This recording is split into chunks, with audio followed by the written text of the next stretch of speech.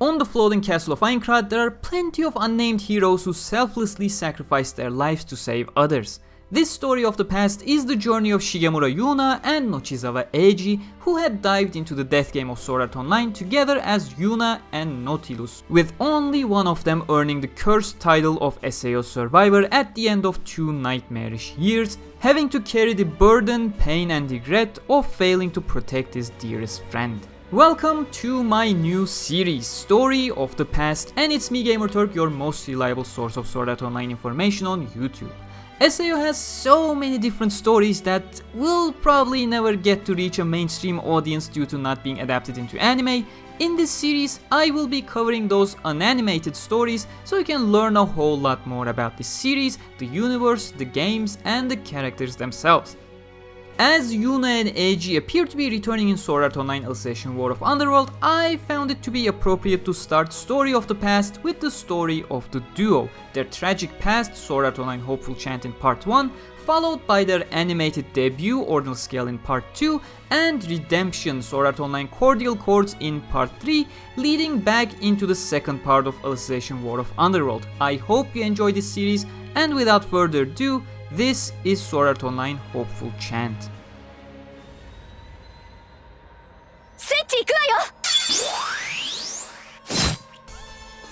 Members of the Knights of Blood were cruising through the 23rd floor of the floor 40 labyrinth in search of the boss room inside the maze. It was October 15, 2023, almost a year after the beginning of the death game, and the clearers were getting closer and closer to the tipping point of hope, floor 50, where the halfway point would be reached. Floor bosses were designed with power spikes every couple of floors. Every floor with the factor of 10 was harder than the usual floors, while every 25 floors posed a major threat. Thus, floor 40 was the final milestone before the nightmare that awaited them. Asuna was certain of that. And when they cleared that halfway point, there would be hope for everyone to return to their real lives again. But clearing the distractions from her mind, Asuna switched back to the task at hand. Floor 40, Jailium, was a prison-themed floor, and the monster she and her 3 parties were fighting in a narrow hallway was the Ruthless Warder Chief, a mid-labyrinth boss, a prison guard type enemy that had the nasty trait of bullying, as it was called, completely ignoring the hate value of players at times to aggro on players who were suffering debuffs, hence why it was essential to coordinate and rotate the 3 available parties to not suffer any losses. It wasn't troubling by any means for Asuna and the other members of KOB. They were being cautious enough and had figured out the attack patterns of the monster with 2 HP bars. With one final party switch, Asuna's attack on the boss's weak spot had managed to shatter the first HP bar of the Warder Chief, reaching the second one. The threatening roar of the monster was expected in these kinds of HP trigger points, and it was crucial to step back and control the boss with aggro management for a little bit, just to check if any of the attack patterns of the boss had changed. Asuna immediately shouted at her party members to take positions accordingly. Segro, Muldar drove its aggro from the front. The attack pattern may have changed, so focus on defense. Fultz to the right, Sansa and Nautilus spread out to the left. The tanks immediately used their skills to draw the aggro as Asuna joined Fultz heading to the right. On the left side, it was Sansa the Spearman and only Sansa the Spearman. The swordsman with a shield, Nautilus, was nowhere in sight supporting Sansa. It wouldn't be a major issue if the chief used a narrow range attack on the tanks only, but in Aincrad, caution was the name of the game, and the death game did not hold back once again, with the Ruthless Warder Chief deciding to use its horizontal area attack, aiming at all 6 players around it in the narrow hallway. In cases like these, it was Nautilus's job to protect Sansa and his delicate spear with his shield with a simple guard. Sansa, however, had to attempt protecting himself on his own, shattering his spear into pieces, knocking him back, and dealing a big amount of damage in the process. The others were still recovering from knockback of the guards and could not instantly rush back at the chief to protect the spearman who remained collapsed on the floor, with boss now focusing on him due to its bullying trait. Holding his weapon high, the metal rod of the chief glowed purple, indicating a sword skill, something that can easily one-shot if landed directly. As the weapon was put in motion, a chill ran through Asuna. With no way to save Sansa at that point, but the metal rod instantly bounced back when a slash hit it at light speed.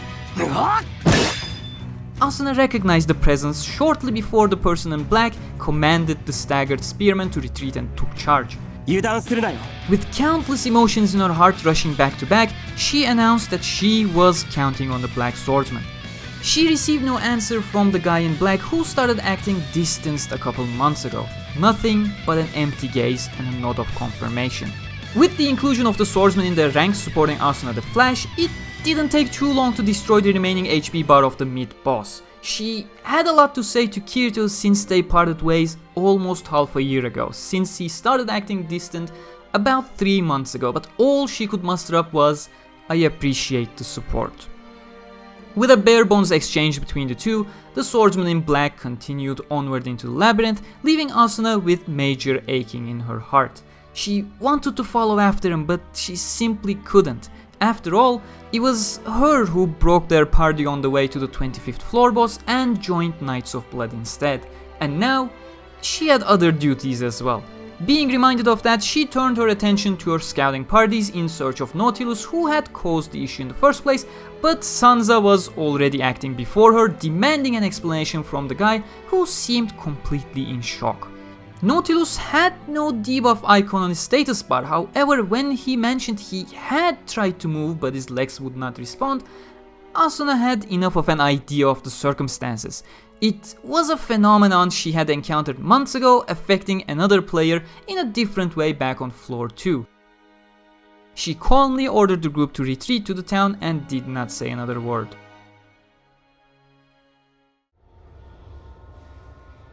Once Asuna was back in town, she immediately headed to the Knights of the Blood headquarters to meet with the commander. They had recently migrated to a rural mansion on the 39th floor that Asuna had been wondering how the commander even located it in the first place when he barely left the headquarters, but didn't dwell on that thought too much. She reported the events of the day to Heathcliff and told him about the condition of Nautilus, who had been promoted to the 1st Army just a week ago on his first major mission. Asuna made sure to note that Nautilus had never had a problem so far until he faced against a large mid-boss only to cower, at which point Heathcliff's eyes narrowed. If Nautilus was just scared, he would be able to get over it with practice, but he sensed there may be more to his condition. The moment Asuna heard the 3 letters F and C, she was taken aback. FNC stood for FullDive Non-Conformity and was a result of a connection problem between the nerve gear and the user's brain.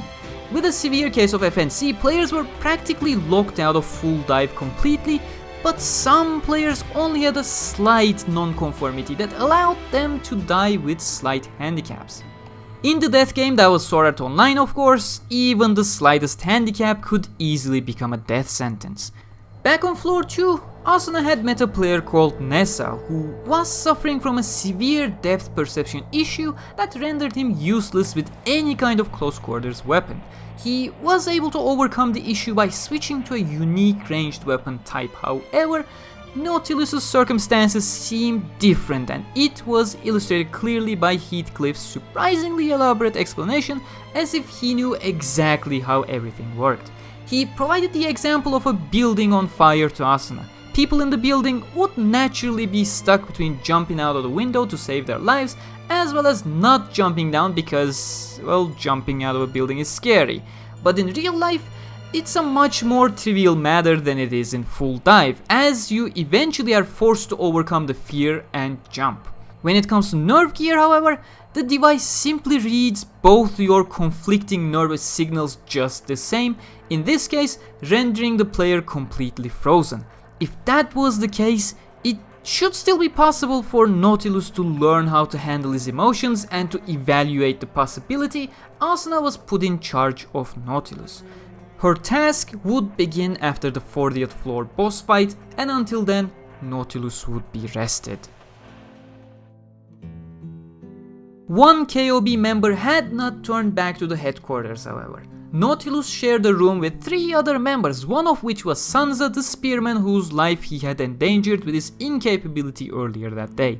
Instead, he returned to the town of floor 40 and found an inn to stay at. Multiple times, he tried to impale his legs with a dagger, only for the anti-criminal code in the safe zone activating to prevent him from getting hurt in town, as he cursed his disability that prevented him from acting. Ever since the beginning of SAO, he felt his avatar was dull at times during combat, but it was something he thought he could get over in time, so he had never mentioned this to anybody, not his guildmates at Knights of Blood, and not his longtime childhood friend either. And that decision almost cost the life of one of his comrades today. He tried stabbing his legs again, but he knew the anti-criminal code would stop him again and again.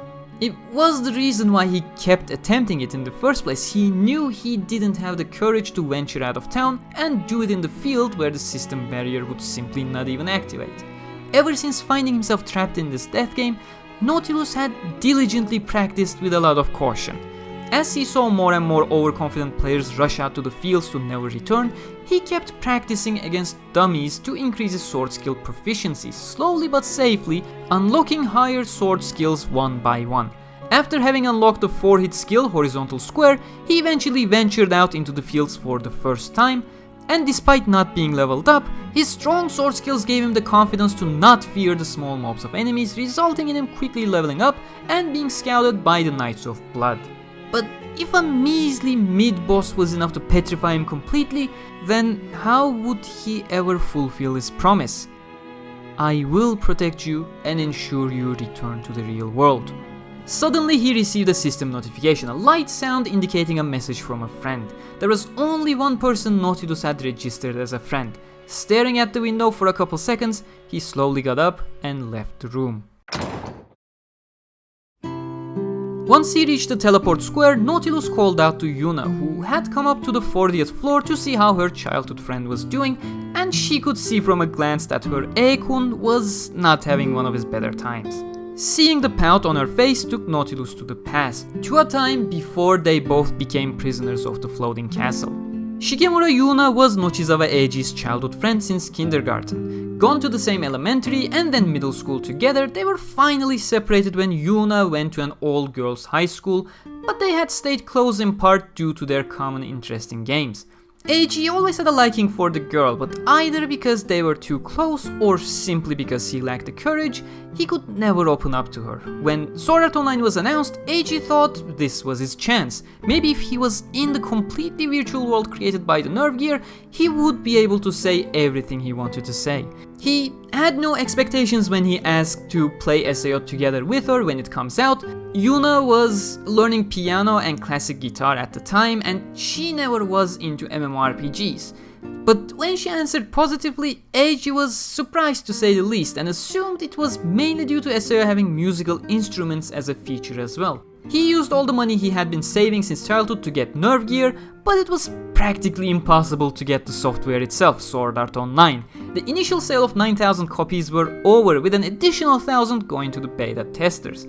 The answer was Yuna's father, Professor Shigemura Tetsuhiro. He was the advisor for Kayabai Kiko for both Nerve Gear and Sword Art Online, and thus had connections and was able to secure 2 copies of Sword Art Online for his only daughter and her friend.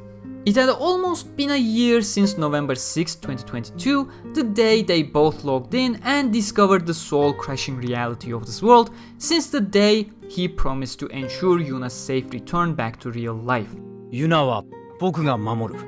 And he had worked tirelessly to fulfill that promise, to help clear the game with his own hands, but that effort ended with today's disgrace.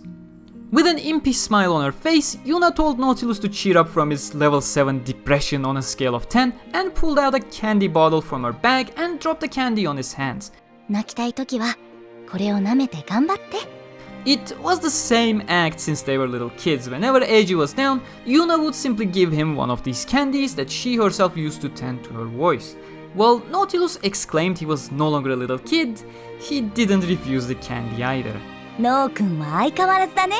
He was glad to see that being part of the death game had not affected any of Yuna's traits. As he was getting lost in Yuna's perfectly recreated face in VR and remembering about the times he warned her to never get out of towns when she had secretly acquired the dagger skills to safely farm, he was brought back by her voice again as Yuna removed her hood and pulled him to a stage with multiple music playing NPCs.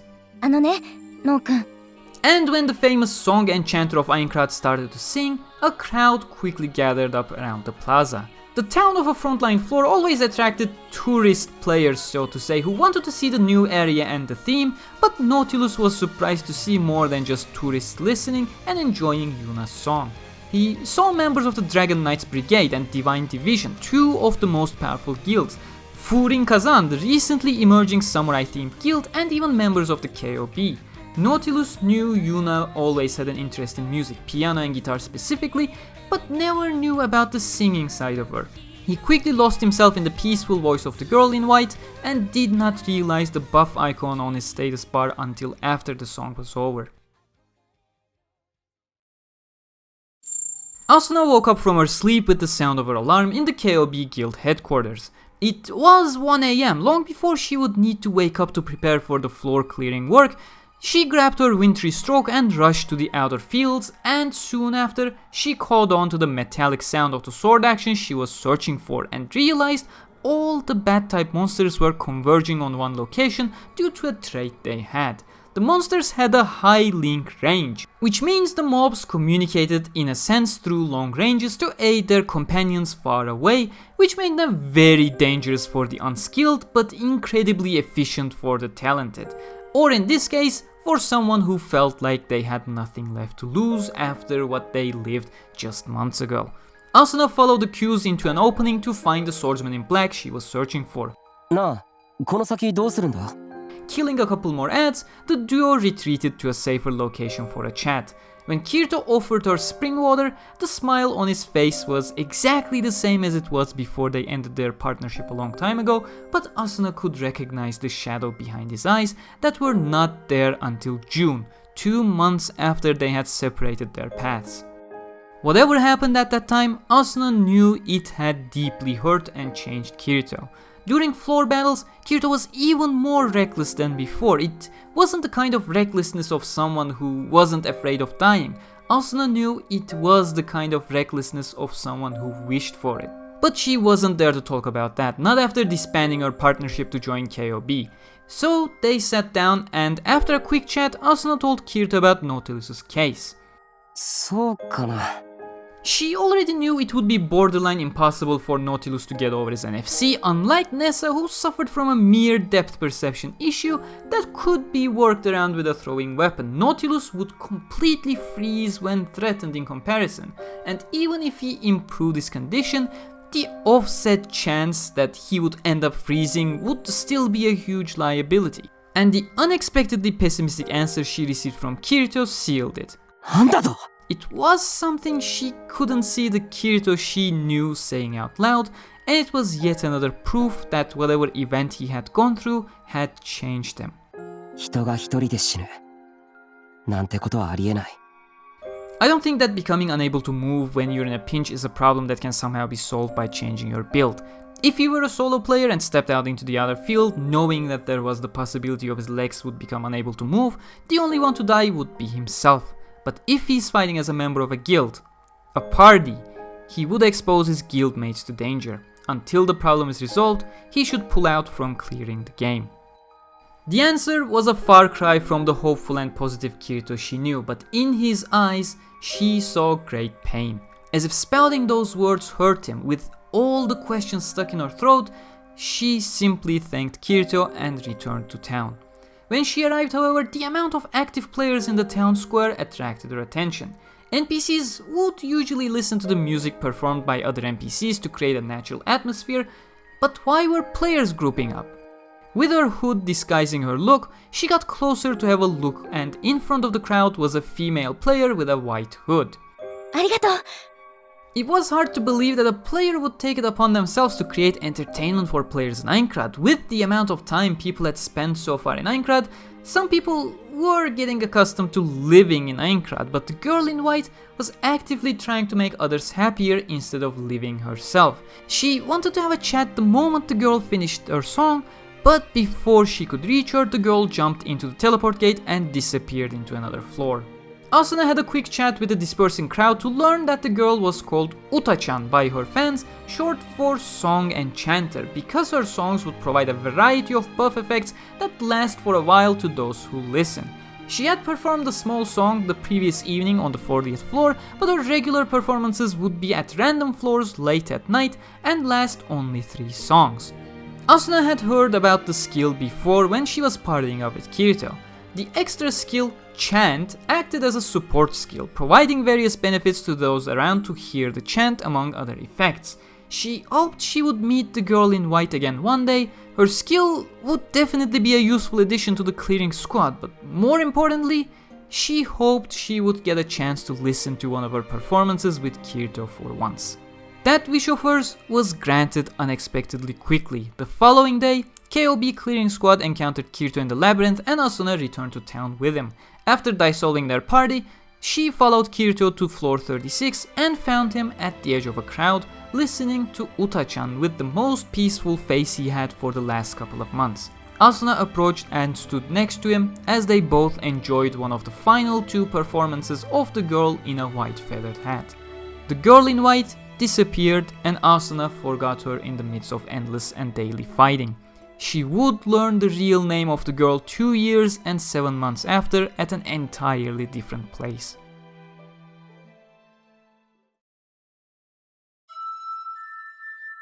On the 16th of October, Nautilus was informed that he wouldn't be participating on the floor 40th clearing effort. No matter how much he pleaded that he would be fine, he was told to stand by until after the boss fight. The boss room was discovered on the same day and the scouting and strategy meeting commenced the day after. On the morning of October 18, Nautilus watched from far away as 2 parties from each KOB, Dragon Knight's Brigade and Divine Division, an equal coalition of the top guilds, and others coming in for support to fill the full raid party of 48 players, including the Swordsman in Black and some members of Furin Kazan, left the town square to fight the boss of the 40th floor, Bracken, the prison warden. ノーくんならきっと大丈夫だよ。 When he was about to leave the town square, Nautilus was once again confronted by Yuna, and having realized he was in the same situation he was 3 days ago, worrying her by not answering her messages and isolating himself, he apologized and the duo went to a nearby restaurant. Just after they started talking about how chant may be useful for a raid party and how Nautilus was losing his hope in being part of the clearing squad, a man in high class but terribly damaged armor rushed in pleading for help. Just when Nautilus was going through the possibilities and eliminating them one by one, such as the raid group having encountered a major issue, a possible PK happening nearby and the like, the guy in damaged armor managed to catch his breath again to explain that 5 of his comrades were imprisoned in a field dungeon, a painfully common occurrence on the 40th floor designed around the prison theme. Nautilus was still ahead of the shock curve and asked about possible means of escape such as teleport crystals, only to learn the mobs were casting silencing debuffs, making it impossible to use crystals as they required voice commands for activation. A revelation that only dipped the atmosphere in the room further below. Having sensed Nautilus's next question, the guy mentioned nobody had a cough potion that cleared the debuff. Nautilus had to swallow his urge to insult the man for not even reading Argo's strategy guide for the floor. Everyone on the front lines had to have certain basics with them to avoid certain death scenarios, but it wouldn't help to mention that at this point. What was done was done. They needed a rescue party, but a quick look around showed the desperate situation. Just over half a dozen players had upper tier armor aiming to join clearers, 2 of them making it very clear they were part of the remaining Furin Kazan members who did not get to participate in the floor clearing today. At least that made them official clearers, powerful enough to be trusted, and Nautilus himself was level 48, almost at the 10 level above the floor count safety margin. Even if it was just the 3 of them, they could potentially clear the area without dying. 大丈夫。すぐに助けて戻ってくる。 Furin Kazan members hesitated for a bit before joining Nautilus in the rescue effort, and 6 more people joined as well right after who were in the upper tiers. Ready to move out, Nautilus went into his equipment menu and changed his regular leather armor with his Knights of Blood set, which prompted comments of optimism from the group, but Nautilus completely disregarded these comments. He turned to Yuna and told her to wait in the town for his return, but Yuna quickly stopped him and declared to everyone that she would be joining the rescue party to support everyone with her chant extra skill, which instilled even more confidence among the crowd. 私のエクストラスキル、チャントの効果だよ。Splitting up to 2 parties of 5, the group headed for the field dungeon, and only on their way there did Nautilus truly realize how serious Yuna was in joining the clearers as a support. She was already over level 40, and for someone who was either joining parties to grind in the lower floors or farming solo, it was a huge showcase of determination. Nautilus knew at that point that there was no convincing her otherwise, and all he could do now was to ensure he would be strong enough to be there when Yuna needed protection. Once arrived at the dungeon, the reason for the problems became clear to Nautilus. On top of the silencing debuff preventing the use of crystals, the group that was trapped was a party of 6, with one person managing to run away to ask for help. It was only 5 members dealing with the boss of the field dungeon, but also other tormentor type mobs. And the encounter was certainly not designed to be friendly for low level parties or small parties, as the tormentor mobs, which there were about 5 of them, were not the usual small fry to begin with, but their spawns were also not based on a timer or the boss's health. When one died, a new one spawned, causing constant distraction.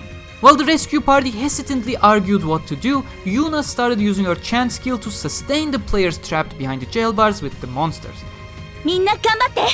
With the health regen buff healing the group inside, they were ordered to operate the lever on the other side of the room's entrance behind the boss, to open the jail bars for a couple seconds to allow the rescue party to rush in, but getting close also woke up the boss of the room, who had been standing idly by on the far side.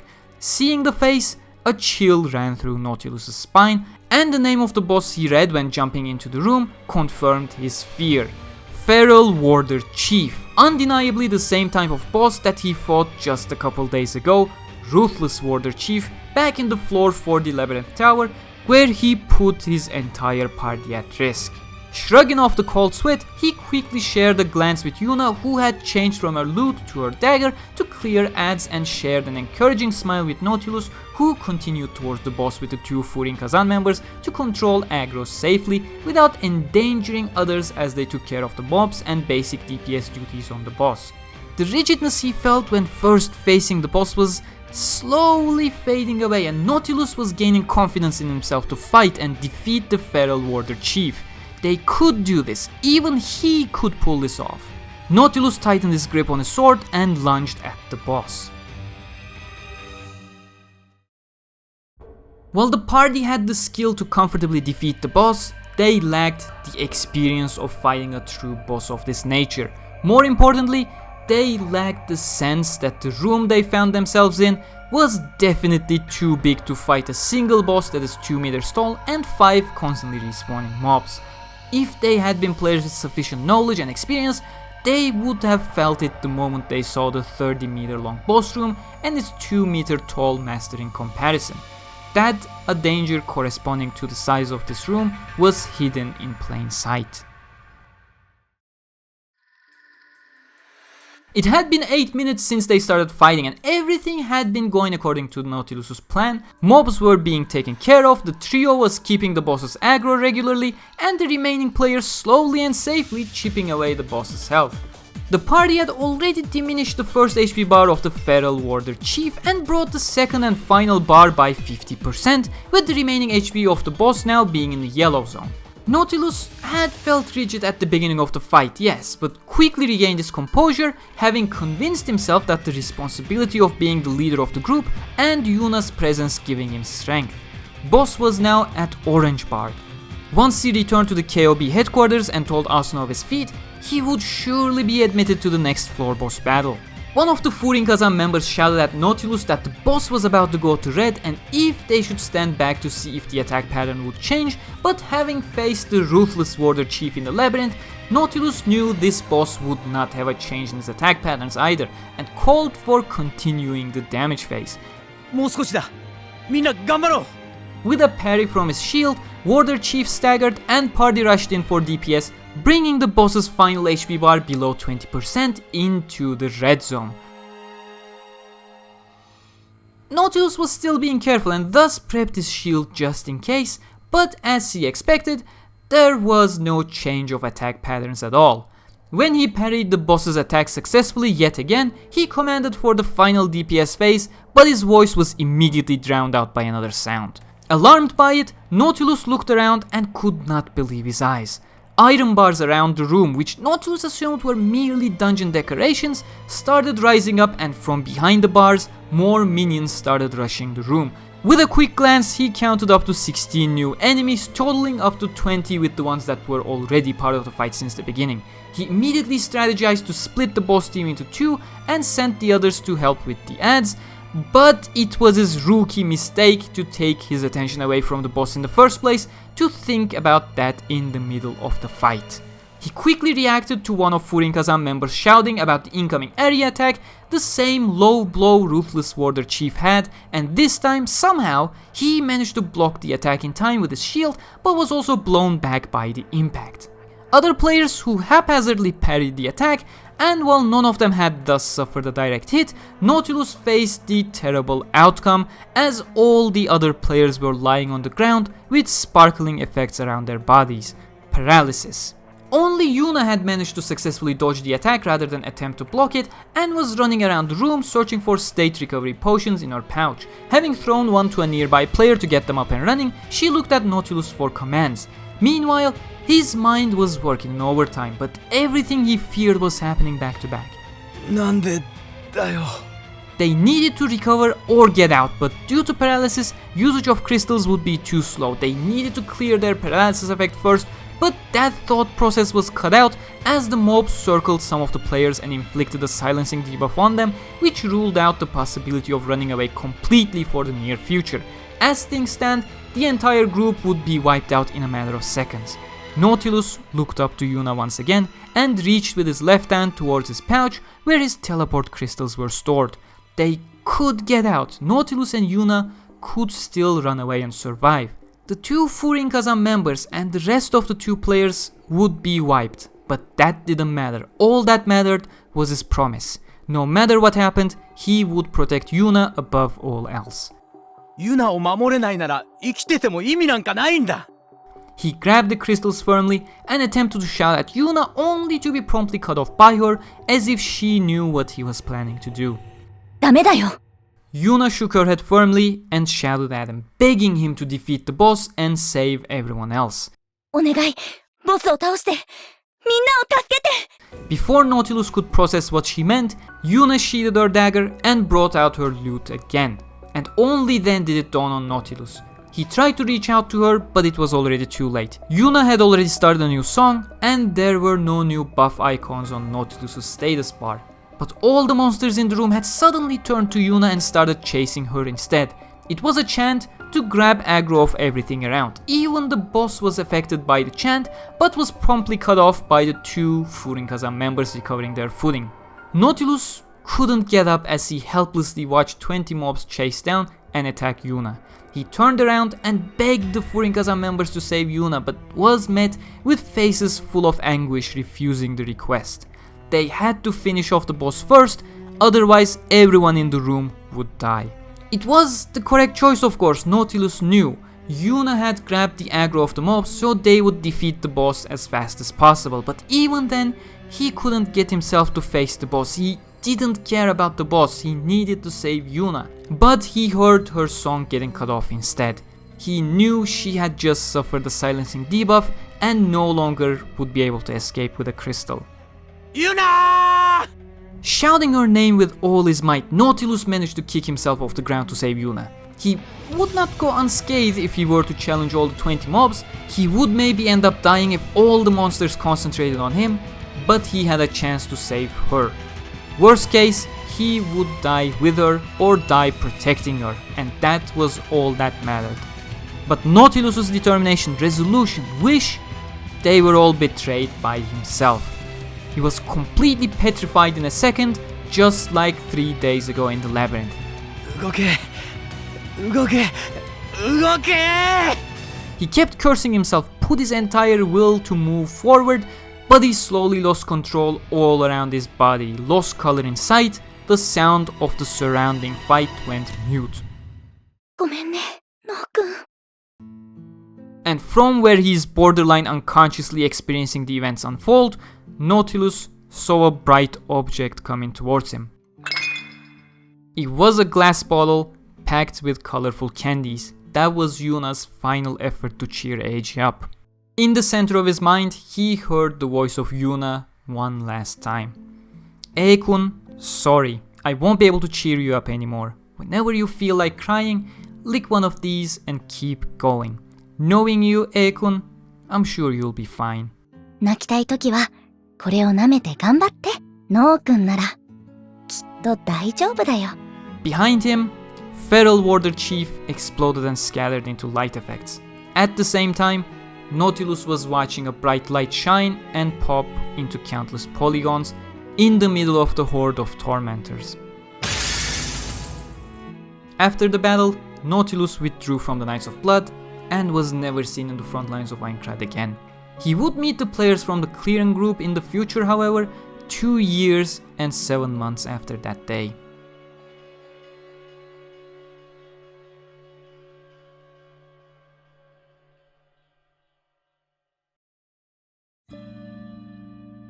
Nochizawa Eiji opened his eyes in the dark room with the air conditioner and the servers humming gently. He tried to clear up his distant memories and wiped his tear off of his face. The boy in his 20s put on his ogma and was instantly greeted by a girl with dark purple outfit with a cheerful voice. It was a program, Yuna, spelled in capital letters, that was merely modeled after Shigemura Yuuna, but a far cry from being actually her. But with her help, his childhood friend would be able to return to life once again.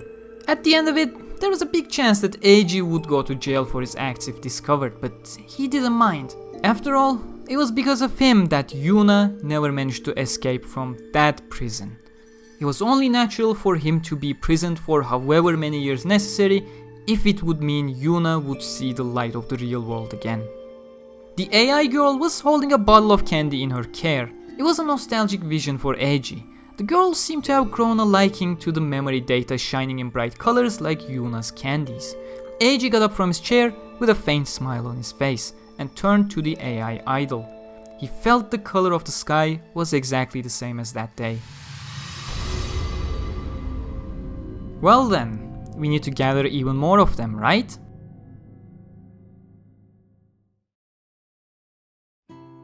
Hey everyone, thank you very much. I hope you enjoyed this extensive summary of Sword Art Online Hopeful Chant, the prequel to the Sword Art Online Ordinal Scale movie.